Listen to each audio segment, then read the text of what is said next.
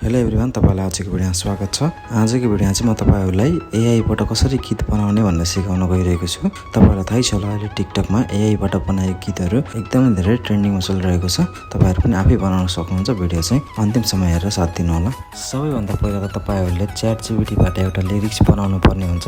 त्यसको लागि चाहिँ क्रोम ब्राउजरलाई ओपन गर्नुहोस् र सर्च बारमा गएर च्याटजिपिटी ल्याएर सर्च गरिदिनु होला। यति गरिसकेपछि हेर्न सक्नुहुन्छ सुरुमै तपाईँहरूले च्याटजिपिटीको वेबसाइट पाउन सक्नुहुनेछ। यसलाई चाहिँ तपाईँहरूले ओपन गरिदिनु होला। ओपन गरिसकेपछि यहाँ तलपट्टि हेर्न सक्नुहुन्छ आस्क एनिथिङ भनेर लेखेको छ। तपाईँहरू यसमा जानुहोस् र यसमा गएर तपाईँहरूले can you make one Nepali song lyrics in Nepali language भनेर लेखिदिनुहोस्। यति लेखिसकेपछि यसलाई सेन्ड गरिदिनुहोस्। सेन्ड गरिसकेपछि तपाईँहरूलाई यसले तपाईँहरूको नेपाली गानाको लिरिक्स पनि बनाएर दिनेछ।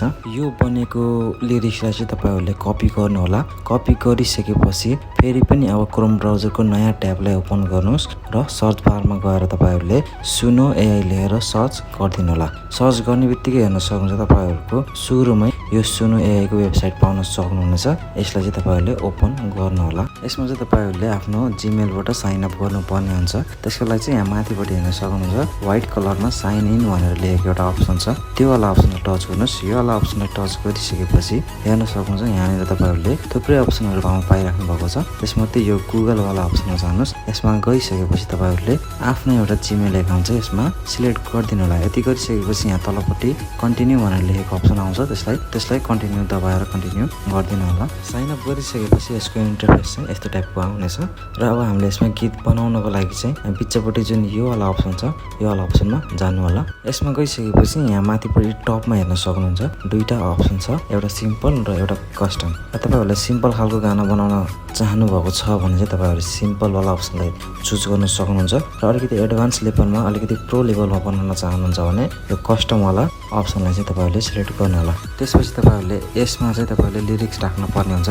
जुन अघि तपाईँहरूले च्याटजिपिटीमा बनाएर कपी गर्नुभएको लिरिक्स थियो त्यो लिरिक्सलाई चाहिँ यसमा पेस्ट गरिदिनु होला। यसमा पेस्ट गरिसकेपछि यहाँ तलपट्टि हेर्न सक्नुहुनेछ स्टाइल भनेर लेखेको छ। यसमा चाहिँ अब तपाईँहरूले सिम्पली तपाईँहरूको गीतमा चाहिँ कुन चाहिँ बाजाहरू इन्स्ट्रुमेन्टहरू चाहिएको छ तिनीहरूको नामहरू लेख्न सक्नुहुन्छ। जस्तै मैले यहाँ लेखिरहेको छु, जस्तै फ्लुट, ड्रम, गिटार, मेलोडी र नेपाली स्टाइलमा भनेर लेखेँ। र तपाईँहरूले आफ्नै हिसाबले पनि तपाईँहरूलाई जे ठिक लाग्छ तपाईँहरूले कस्तो गीत बनाउन चाहनुहुन्छ त्यो लेख्न सक्नुहुनेछ। मैले चाहिँ यति लेखेँ। यति लेखिसकेपछि तपाईँ अब केही पनि गर्न पर्दैन। एकदमै सिम्पल तरिकाले यहाँ तलपट्टि हेर्न सक्नुहुन्छ जुन ओरेन्ज कलरमा क्रिएट भनेर लेखेको छ त्यो वाला अप्सनलाई टच गरिदिन्छु।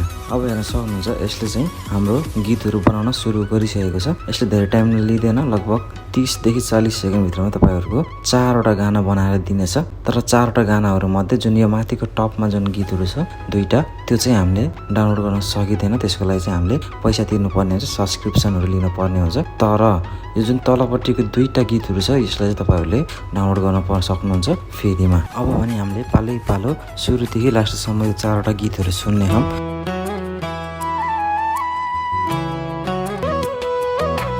पहाडको कुना कुना तिम्रो यादले ढाक्छ है, हावासँगै बोलिरहन्छ तिमी नै त हो भन्छ है। अब भने दोस्रो गीत सुन्नु होला। यो दुइटै गीत चाहिँ तपाईँहरूको पेड भर्जन हो। यसलाई चाहिँ पैसा तिरेर मात्र हामीले डाउनलोड गर्न सकिन्छ।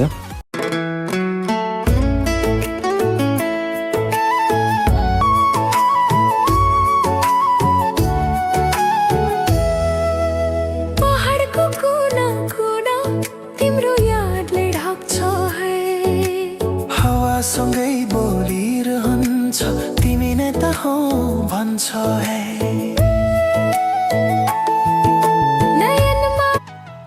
अब भने हामीले फ्रीवाला गीतहरू सुन्नेछौँ।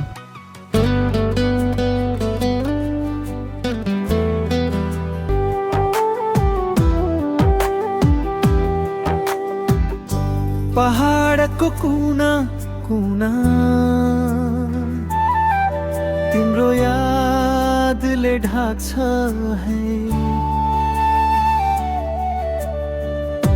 हावासँगै बोलिरहन्छ।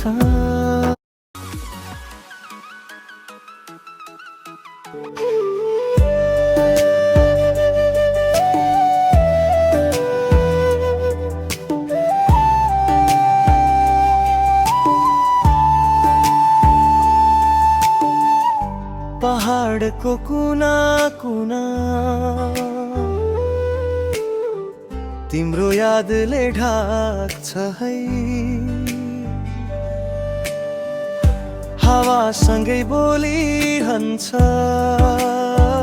मलाई चाहिँ यो लास्टको चौथो नम्बरको गाना चाहिँ राम्रो लाग्यो त्यसैले म चाहिँ यसलाई डाउनलोड गर्न गइरहेको छु डाउनलोड गर्नको लागि चाहिँ सिम्पल छ यो साइडमा हेर्न सक्नुहुन्छ 3 डट वाला अप्सन छ त्यो वाला अप्सनमा जानुहोस् त्यो वाला अप्सनमा गइसकेपछि यहाँ तलपट्टि हेर्न सक्नुहुन्छ डाउनलोड वाला अप्सन पाउन सक्नुहुन्छ त्यो वाला अप्सनमा जानुहोस् त्यसपछि तपाईँहरूले यहाँ 3टा अप्सन पाउनुहुने हो यो तलको जुन चाहिँ अप्सनहरू 2टा हो त्यो चाहिँ पेड हो र माथिपट्टिको जुन MP3 वाला छ त्यो चाहिँ फ्री हो त्यसलाई टच गर्नुहोस् त्यसलाई टच गरिसकेपछि डाउनलोड एनिवे वाला अप्सनलाई टच गरेर डाउनलोड गरिदिनु होला यति गर्यो भने तपाईँको यो MP3 तपाईँको मिडियामा अथवा MP3मा गएर सेभ भएर बस्ने हो र त्यहाँबाट चाहिँ तपाईँहरूले यसलाई युज गर्न सक्नुहुनेछ हस् त आजको भिडियो यति नै भिडियो मन परेमा लाइक शेयर सब्सक्राइब चाहिँ गरिदिनु होला हस् त धन्यवाद